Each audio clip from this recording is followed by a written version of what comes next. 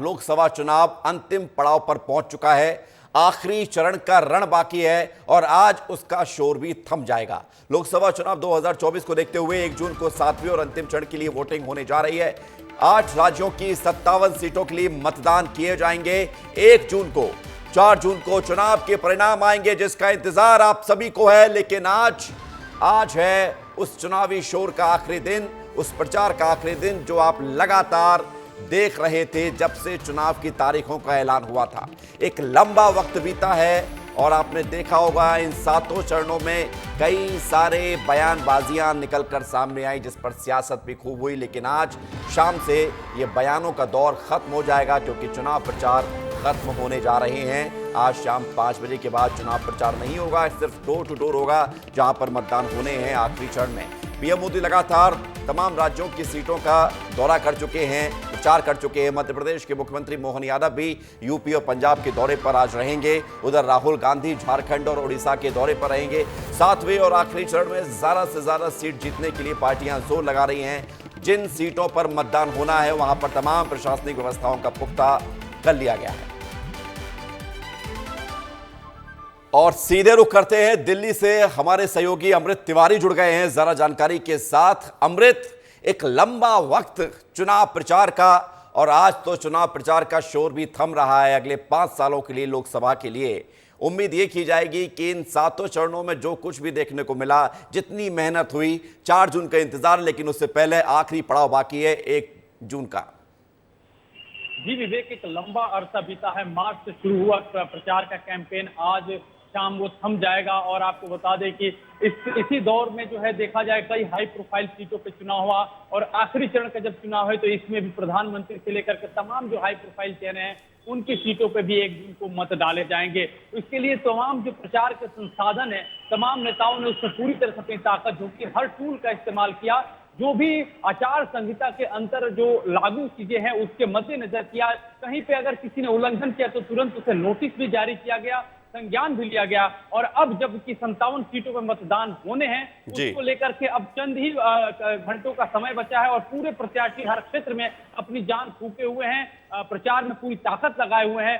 आपको बता दें कि प्रधानमंत्री नरेंद्र मोदी के अलावा अगर बात करें तो डायमंड हार्बर की सीट है पश्चिम बंगाल की, वो भी काफी हाई प्रोफाइल है। ममता बनर्जी के भतीजे वहां से चुनाव लड़ रहे हैं। अनुराग ठाकुर हिमाचल प्रदेश के हमीरपुर से चुनाव लड़ रहे हैं। पंजाब की 13 सीटें जो काफी अहमियत रखते हैं कि वहां से भारतीय जनता पार्टी कितनी सीटें लेकर के आती है। कांग्रेस और आम आदमी पार्टी जो कि अन्य जगहों पे गठबंधन में है, वहां एक दूसरे के साथ उनकी बड़ी जबरदस्त टक्कर है। वहां पे क्या स्थिति रहने वाली है?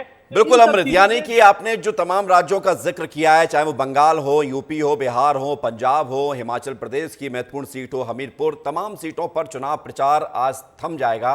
लेकिन अमृत, ये वाला चुनाव जो रहा 2024 का, ये बड़ा इंटरेस्टिंग रहा। इसमें तमाम बातें भी की गई, तमाम आरोप प्रत्यारोप हुए, ना जाने क्या क्या जिक्र हुआ। ये यादगार रहेगा चुनाव।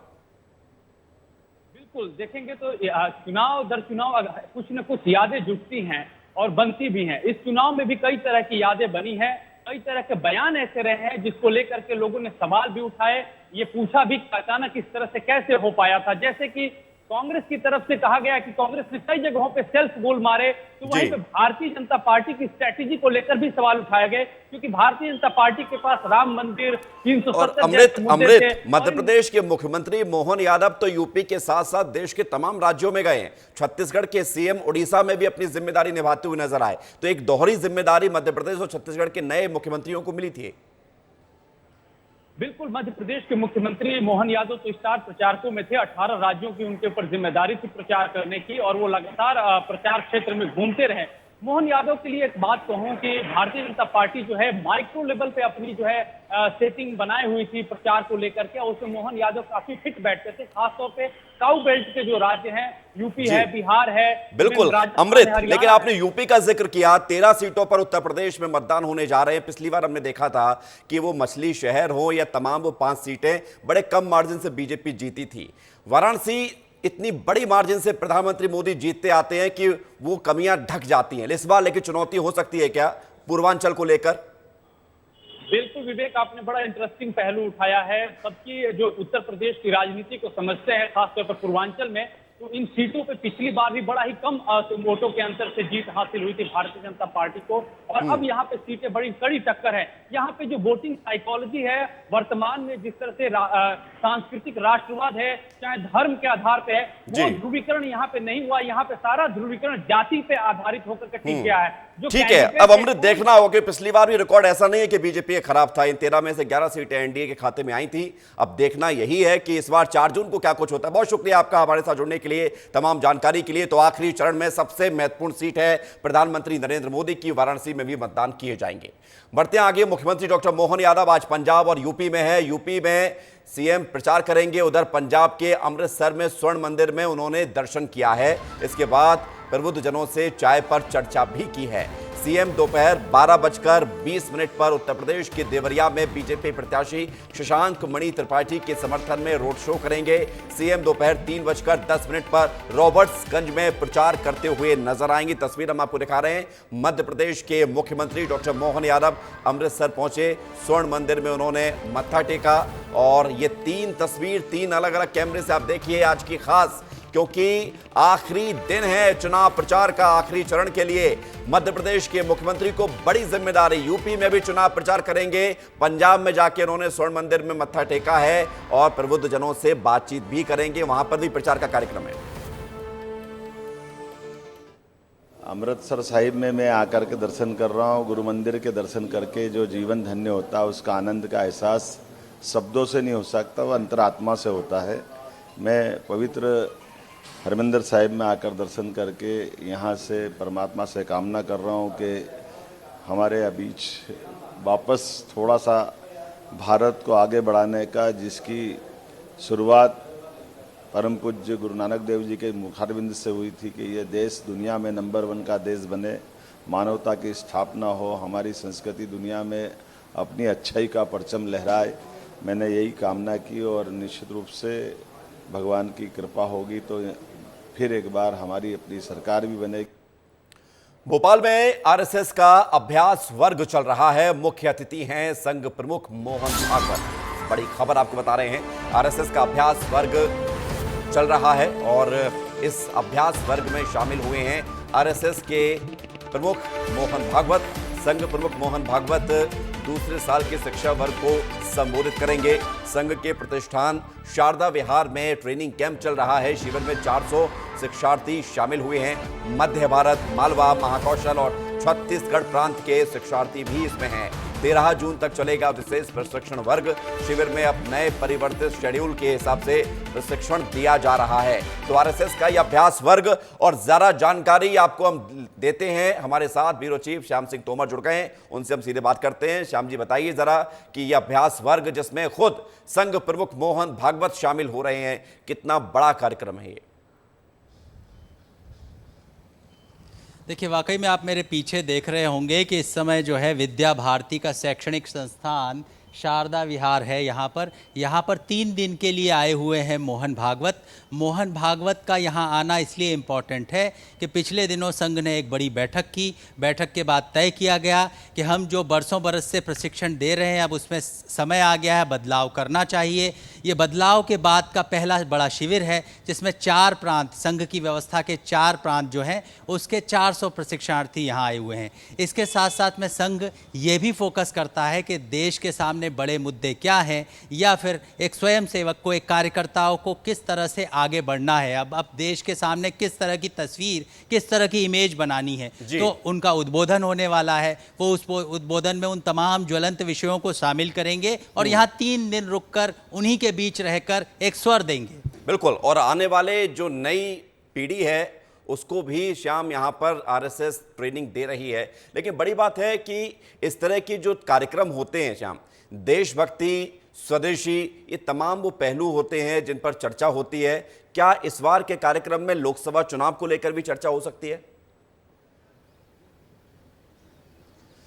देखिए, हालांकि संघ ये कहता है कि हम चुनाव हमारा कोर इशू नहीं होता है, लेकिन देश के चुनाव कैसे हों, किस स्वरूप में हो, उनमें किन मुद्दों को उठाया जाए, क्योंकि भाजपा भी संघ का एक समविचारी संगठन है, तो भाजपा को किन मुद्दों पर फोकस करना चाहिए, या संघ का अपना एक कैलकुलेशन होता है, वो लगातार रिसर्च करता है, उसका जो बड़ा जमीनी कैडर है, तो उसके पास क्या इनपुट है भाजपा के लिए, वो उसकी बात करता है। तो उस इनपुट के आधार पर फिर तय की जाती है कि किन मुद्दों को उठाना है, जनता के बीच किन मुद्दों की बात करनी है, मोदी जी को क्या बोलना है, या जो है बाकी जो प्रदेश के मुख्यमंत्री हैं जहां भाजपा की सरकार है उनको क्या स्वर देना है, केंद्रीय संगठन को क्या स्वर देना। जी, बहुत बहुत शुक्रिया आपका श्याम हमारे साथ जुड़ने के लिए और तमाम जानकारी के लिए। तो श्याम हमें ये जानकारी दे रहे थे कि किस तरह से कार्यक्रम आयोजित किया जा रहा है। अब बात करेंगे एक बार फिर से चुनाव की, क्योंकि मतगणना को लेकर रणनीति बनाएगी बीजेपी। बड़ी खबर आपको बता रहे हैं मध्य प्रदेश से, जहां पर मतगणना 4 जून को होना है 29 सीटों को लेकर। और जानकारी ये है कि मतगणना की तैयारियों को लेकर बैठकों का दौर शुरू हो चुका है। 1 जून को बीजेपी की एक बड़ी बैठक भी होने जा रही है। मतगणना की तैयारियां इस बैठक को लेकर चर्चा होगी। एक ही दिन में 3 अलग अलग बैठकें आयोजित की जाएंगी। लोकसभा चुनाव प्रभारियों, चुनाव प्रबंधन की भी अलग से बैठक होगी।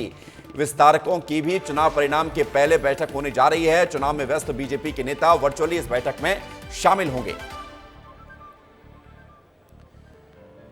देश भर में 6वें चरण का मतदान हो चुका है और 4 जून को चुनाव का परिणाम आना है। ऐसे में देश की कमान एक बार फिर पीएम मोदी के हाथों में हो, इसलिए उज्जैन के धार्मिक स्थलों पर अनुष्ठान का कार्यक्रम शुरू हो चुका है।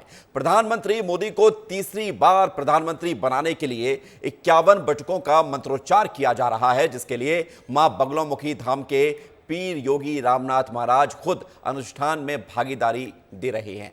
जायजा लिया है विस्तार न्यूज ने, देखिए। और हम सीधे जायजा लेते हैं, हमारे साथ संतोष कृष्णानी जुड़ गए हैं, उनसे हम जरा बातचीत करते हैं, जानकारी लेते हैं। संतोष, प्रधानमंत्री मोदी को तीसरी बार प्रधानमंत्री बनाने के लिए अनुष्ठान किया जा रहा है, क्या वहां से पूरी तस्वीर है? बिल्कुल बताना चाहेंगे, विश्व प्रसिद्ध बाबा महाकालेश्वर की नगरी के जितने भी धार्मिक स्थल है वहाँ पर तीसरी बार प्रधानमंत्री नरेंद्र मोदी मरे, उसके लिए यहाँ पर संकल्प लिया जा रहा है, अनुष्ठान किया जा रहा है। और ये देख सकते हैं पुजारी जी हैं और महंत जी हैं, जो पीर योगी रामनाथ महाराज जी हैं, प्रधानमंत्री नरेंद्र मोदी के चित्र रखकर मां के चरणों में रखकर उन्हें आशीर्वाद दिया जा रहा है। लगातार अनुष्ठान किया जा रहा है कि प्रधानमंत्री तीसरी बार देश की कमान नरेंद्र मोदी ही संभाले। किस प्रकार का संकल्प कराया जा रहा है? चयनार्थे नाम गोत्रोच्चारयेत श्रीमान नरेंद्र मोदी यजमानस्य कश्यप गोत्रोत्पन्न यजमानस्य आगामी चुनाव मध्ये बहुमतेन विजयी प्राप्त्यर्थम प्रधानमंत्री चयनार्थे यशस्वी विजय प्राप्त्यर्थे त्रिदिन साध्य एभिर ब्राह्मण द्वारा सद्गुरुदेव द्वारा सपाद लक्ष बगलामुखी मंत्र जप कर्म होम कर्म करिष्ये। संकल्प लिया गया और जिस प्रकार प्रधानमंत्री नरेंद्र मोदी तीसरी बार जो 4 तारीख को जो परिणाम आना है उसके लिए यहाँ पर अनुष्ठान किया जा रहा है। और महाराज जी खुद यहाँ पर लगातार अनुष्ठान कल से ही कर रहे हैं। महाराज जी, अनुष्ठान चल रहा है, क्या महत्वपूर्ण अनुष्ठान? हाँ, बगलामुखी माता पे यहाँ पर 51 ब्राह्मण द्वारा बटुक बच्चे सब जपन हवन दोनों चल रहे हैं। यहाँ बगलामुखी जप करने से शीघ्र फल देना है, माँ भगवती देते हैं, इसलिए बगलामुखी जप चालू करवाया हमने। इस प्रकार से जल्दी 4 तारीख के लिए इंतजार करें, 400 का पार शीघ्र रिजल्ट आने के लिए। आज तो प्रधानमंत्री नरेंद्र मोदी भी कुछ साधना करते हुए दिखाई दे रहा है अलग अलग जगह पर। आज विशेष दिन है भैरव जी का, इसलिए माँ भगवती से भी प्रार्थना किया भैरव जी का, इसीलिए नरेंद्र मोदी वहाँ पर बैठ करके तपस्या करे समुद्र तट पर। समुद्र तल पे प्रधानमंत्री नरेंद्र मोदी भी तपस्या कर रहे हैं और यहाँ पर माँ बगलामुखी के धाम में माँ पीताम्बरा के सामने 2 मोदी जी के चित्र रखे गए। यहाँ पर पुजारियों द्वारा संकल्प अनुष्ठान और उनके गोत्र के नाम से यहाँ बिल्कुल संतोष, ये अनुष्ठान इस बात का प्रतीक है कि अनुष्ठान के जरिए एक बार फिर से मन में जो भाव है कि प्रधानमंत्री मोदी तीसरी बार प्रधानमंत्री बने, इस अनुष्ठान के जरिए उसकी पूर्ति के लिए संकल्प किया जा रहा है। शुक्रिया आपका हमारे साथ जुड़ने के लिए और तमाम जानकारी के लिए। संतोष हमें उज्जैन से ये तस्वीरें दिखा रहे थे। उधर भोपाल से खबर ये मिल रही है कि चुनाव परिणाम के पहले कांग्रेस अब सक्रिय हो गई है और कांग्रेस की सक्रियता दिखनी शुरू हो चुकी है। पीसीसी चीफ जीतू पटवारी का मुख्य चुनाव आयुक्त को पत्र भी सामने आया है। उज्जैन लोकसभा क्षेत्र की मतगणना के दौरान विशेष केंद्र केंद्रीय पर्यवेक्षक नियुक्त करने की मांग की गई है। ये बड़ी जानकारी पीसीसी चीफ ने लिखी है। इसके मायने क्या है, जरा आप ये समझिए कि उज्जैन लोकसभा क्षेत्र, चूंकि उज्जैन खुद मुख्यमंत्री का क्षेत्र है और वहां पर अनिल फिरोजिया, महेश परमार आमने सामने हैं। अनिल फिरोजिया बीजेपी से, उन्हें दोबारा मौका मिला है। ऐसे में कांग्रेस ये कह रही है कि मतगणना के दौरान विशेष केंद्रीय पर्यवेक्षक नियुक्त करने की जो मांग है उसे पूरा किया जाए। भोपाल से खबर है, जहां पर फायर सेफ्टी के इंतजामों के बिना चल रहे संस्थान, परमिशन से ज्यादा बच्चे क्लास में पढ़ रहे हैं, ये खबर सामने आई है। कोचिंग सेंटर में बच्चों की जान खतरे में है। ये हम क्यों बता रहे हैं, क्योंकि फायर सेफ्टी के इंतजाम पूरे नहीं किए गए हैं। एक क्लास में जितनी क्षमता होनी चाहिए, जितनी परमिशन मिली है, उससे ज़्यादा बच्चे पढ़ रहे हैं। संस्थानों में फायर अलार्म की व्यवस्था भी नहीं है। अगर आग लगती है, क्योंकि गर्मियों के आप सीज़न में देख रहे हैं लगातार आग की घटनाएं सामने आ रही हैं। बड़ी बड़ी घटनाओं में कई लोगों की जान भी जा चुकी है। दिल्ली की घटना, गुजरात की घटना, उसके बाद अब खबर ये है कि राजधानी के जो कोचिंग संस्थान हैं वहाँ पर फायर सेफ्टी नहीं है। फायर सर्टिफिकेट उनके एक्सपायर हो चुके हैं। जिला प्रशासन ने कार्रवाई करते हुए अब यहां पर अल्टीमेटम भी दिया गया है। वन रक्षक भर्ती प्रक्रिया के दौरान बालाघाट में शिवपुर जिला निवासी सलीम मौर्य की मौत पर सियासत गर्मा गई है। सलीम मौर्य की फिजिकल प्रक्रिया के दौरान मौत हो गई थी, जिस पर अब पूर्व सीएम दिग्विजय सिंह ने सीएम डॉक्टर मोहन यादव को पत्र लिखा है और विभाग के दोषी अधिकारियों पर कार्रवाई की मांग की है। साथ ही मृतक के परिवार को सरकारी नौकरी और आर्थिक मुआवजा देने का भी प्रस्ताव रखा गया है। खबर अलीराजपुर से है, जहां पर तिलक मार्ग पर अवैध रूप से बनाए गए शौचालय को हटाने के दौरान जमकर हंगामा हो गया। अवैध निर्माणकर्ता परिवार की महिलाओं ने नगर पालिका की कार्रवाई में बाधा डाली। इस दौरान नगर पालिका सीएमओ के हाथ में हल्की चोट भी लग गई। अवैध निर्माण करने वाले परिवार ने इसके बाद मामले की शिकायत करने वाले परिवार के घर पर पथराव भी कर दिया, जिससे परिवार की एक महिला चोटिल हो गई। बाद में पीड़ित परिवार ने पुलिस से शिकायत की और कार्रवाई की मांग की। कल इनका आवेदन लिया गया था, आज पूरे समाज उनके साथ में आके एफआईआर दर्ज करवाई है। अब पुलिस ने हमको आश्वासन दिया है कि हम लोग अतिशीघ्र कानून सम्मत कार्रवाई करके उनको गिरफ्तार करेंगे या जो भी दंड में आता है प्रक्रिया में उसके तहत उसका काम करेंगे। अनूपपुर के बिजूरी थाना क्षेत्र के वार्ड नंबर 8 में बिजूरी पुलिस और रामनगर पुलिस की संयुक्त टीम ने छापेमार कार्रवाई की और एक बाड़े में 2 अवैध रूप से खड़े ट्रक को बरामद किया गया, जहां जांच करने पर पुलिस को किसी तरह के दस्तावेज नहीं मिले, जिसके बाद पुलिस ने दोनों ट्रकों को बरामद कर जांच में ले लिया है। मध्य प्रदेश की खबरों को आप देख रहे हैं। इस बीच एक छत्तीसगढ़ से बड़ी खबर आई है, वो भी आपको बता देते हैं। भारतीय जनता पार्टी ने कांग्रेस पर एक और कार्टून अटैक किया है। ये कार्टून वार लगातार जारी है। छत्तीसगढ़ बीजेपी ने कांग्रेस पर हमला किया है और इस बार हमले के केंद्र में, यानी कि इस सियासत में महिलाएं हैं। महिलाओं की सुरक्षा और सम्मान पर यह सवाल पूछा है बीजेपी ने और 2 तस्वीर कार्टून वार करते हुए कांग्रेस के शासन में महिलाओं की सुरक्षा और सम्मान खतरे में था। कांग्रेस में होता था महिलाओं का अपमान, भाजपा में महिलाओं को सम्मान मिला है, सुरक्षा मिली है और अपराधियों पर कार्रवाई की गई है। इस तरह से बीजेपी ने ये निशाना कांग्रेस पर महिलाओं को लेकर साधा है।